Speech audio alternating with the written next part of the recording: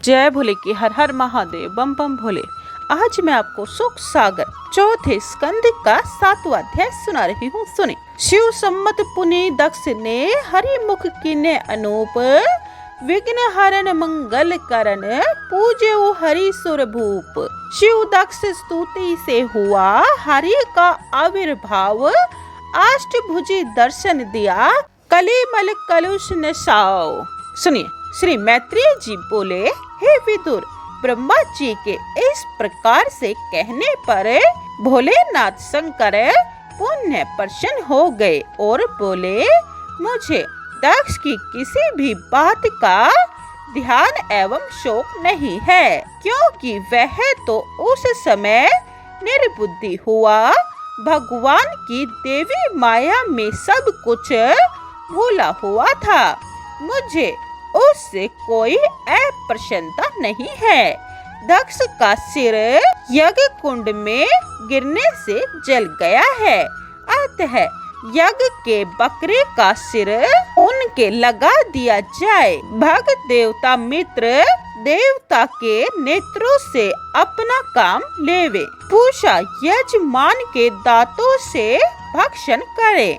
जिस देवताओं के हाथ पैर कट गए हैं, वे अश्विनी कुमारों के हाथ पैरों से काम लेवे। भृंगु जी के अब बकरे की दाढ़ी हो जावे। भगवान शंकर जी की बातें सुनकर सब बहुत ही प्रसन्न हुए और भगवान शंकर को अपने ही साथ लेकर दक्ष के यज्ञ में गए। दक्ष के धड़ से बकरे का सिर लगाकर शंकर जी ने उसे जीवित कर दिया। दक्ष इस प्रकार जीवित होकर उठे, मानो सो करके कोई उठता है। वे उठकर श्री शंकर जी की विनम्र प्रार्थना करने लगे। फिर वहां उन्हें अपनी पुत्री सती की याद आने पर कंठ भर आया और आंसू बहने लगे। तब बड़ी कठिनता से मन को रोक कर इस प्रकार स्तुति करने लगे, हे भगवान, मैंने अज्ञानवश आपका बहुत बड़ा अपराध किया, किंतु आपने मुझे उचित दंड देकर सही मार्ग दिखलाया, मुझे ज्ञान नेत्र दिए। मैं अपने अहंकार में बहुत डूबा हुआ था। हे प्रभु, आप तो सामर्थ्य हैं। आपने ही अपने मुख से ब्राह्मणों को पैदा किया था और आप ही उनकी रक्षा करते हैं। मेरे पास आपके प्रसन्न करने योग्य कोई भी वस्तु नहीं है। आप अपनी परम कृपा से ही मेरा उद्धार कीजिए। मैत्रेय जी बोले, शंकर जी से अपराध क्षमा मांग कर दक्ष ने ब्रह्मा जी से कहने के अनुसार यज्ञ का कार्य पुनः आरंभ कर दिया। ब्राह्मणों ने यज्ञ को पूर्ण करने से पहले भूत पिशाचों से रक्षा करने के लिए पुरोडाश नामक चरु यानी खीर तैयार किया। जब वे यज्ञ मंडप में चरु को लेकर खड़े हुए, तब श्री विष्णु भगवान अपने वाहन गरुड़ पर आरूढ़ होकर साक्षात स्वरूप से वहां स्वतः ही प्रकट हो गए, जिनके अंगों की कांति से संपूर्ण देवताओं की शोभा फीकी पड़ गई। उनका मुख कमल मुकुट से तेदीप्यमान था। 8 भुजाएं थी, जिनमें अनेक आयुध धारण किए हुए थे। प्रभु के हृदय पर श्री वत्स का सुंदर चिन्ह था। वनमाला शोभित थी। उनके पार्षद चवर डुला रहे थे।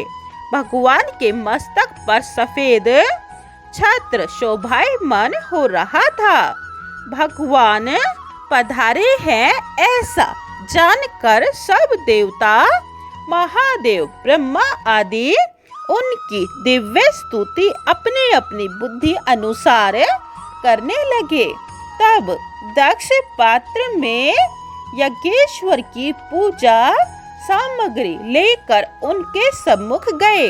दक्ष ने, ऋषियों ने, सदस्यों ने, भगवान रुद्र ने, भृगु जी ने, ब्रह्मा ने, इंद्र ने तथा याज्ञिकों की पत्नियों ने, ऋषियों ने, सिद्धियों ने, यजमान पत्नियों ने, लोकपालों ने, योगेश्वरों ने, ब्रह्म स्वरूप वेद ने, अग्नि देव ने, देवताओं ने, गंधर्वों ने, विद्याधरों ने, ब्राह्मणों ने अपनी अपनी बुद्धि के अनुसार अनेक प्रकार से भगवान यज्ञेश्वर की प्रार्थना की और उनके गान मंत्रों से प्रसन्न किया। मैत्रेय जी बोले कि भगवान यज्ञेश्वर प्रसन्न होकर दक्ष से बोले कि मैं ही ब्रह्मा एवं महादेव हूँ। मैं ही संपूर्ण जीवों में व्याप्त हूँ। संसार को मैं ही पैदा करता हूँ, मैं ही संहार करता हूँ तथा मैं ही सबका पालन करता हूँ।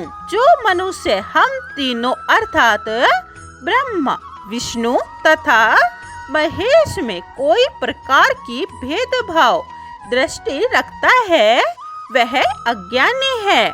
जो कुछ भी भेद नहीं रखता है वह पूर्ण शांति को पाता है। इस प्रकार संपूर्ण देवता को उनका यथा योग्य यज्ञ भाग देकर यज्ञ समाप्त किया।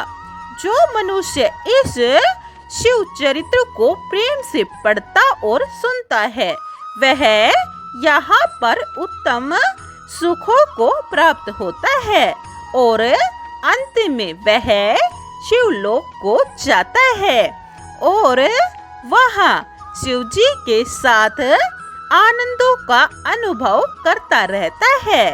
शिव चतुर्दशी को यह कथा पढ़ना सुनना सर्वथा मोक्षदायक है। 7वां अध्याय समाप्तम। जय भोले की 8वां अध्याय यह आप दूसरी वीडियो में सुने। जय भोले की हर हर महादेव बम बम भोले। अगर आपको शिव महापुराण और सुख सागर पूरी सुननी है तो यह चैनल सब्सक्राइब कर ले और कमेंट में जय भोले की लिखे। जय भोले।